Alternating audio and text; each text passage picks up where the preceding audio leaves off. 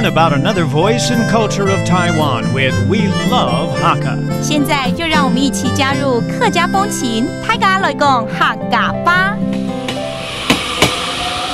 Yo, it's time for another edition of Hakka Training on ICRT as we take this train to Pingdong, and a township that we need to transfer to is Neipu.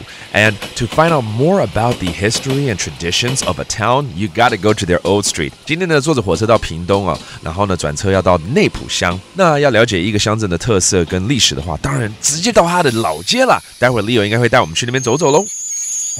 哇 ，Leo， 我们现在已经来到了内埔老街嘛？对啊，这边好多都是客家伙房，没错，好漂亮啊！这边就是内埔老街，以前又叫做永基烟。永基烟是、就是洋妓院。以前这边的客家老祖先呢，就在这边圈地养羊，所以啊，羊就聚集在这里啊，就叫养鸡烟了。就叫养鸡烟了。OK， 所以这边羊在哪儿？我们有看到没有了，早就没有了。现在没有羊了啦。但是呢，这边有很多别的东西。你有没有闻到什么特别的味道？有酒酿的香味有闻到吗？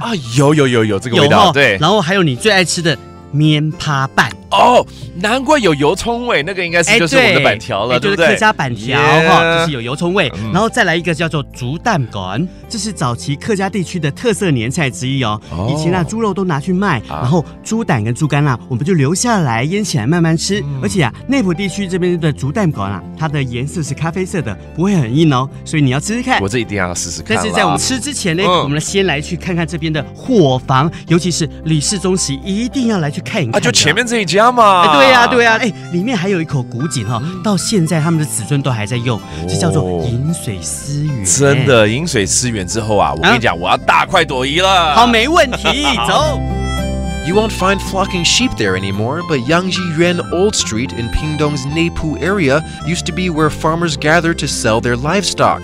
But that's not to say there's no great finds there anymore. Centuries-old businesses still line the street, selling traditional liquor and noodles. There's also the Li family ancestral hall, where an old Hakka tradition is kept alive.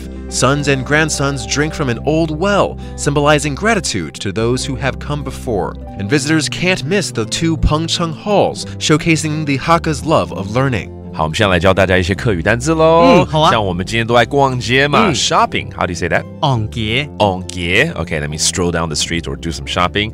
然后一整条街都香喷喷的。It's very fragrant here. It smells great. 香喷喷。香喷喷呢？哈哈，香喷喷呢。All right, and that does it for today's Hakka Training on ICRT. 什么台噶？俺只say 张来了。客家风情由客家委员会监制。 We Love Hakka has been brought to you by the Hakka Affairs Council.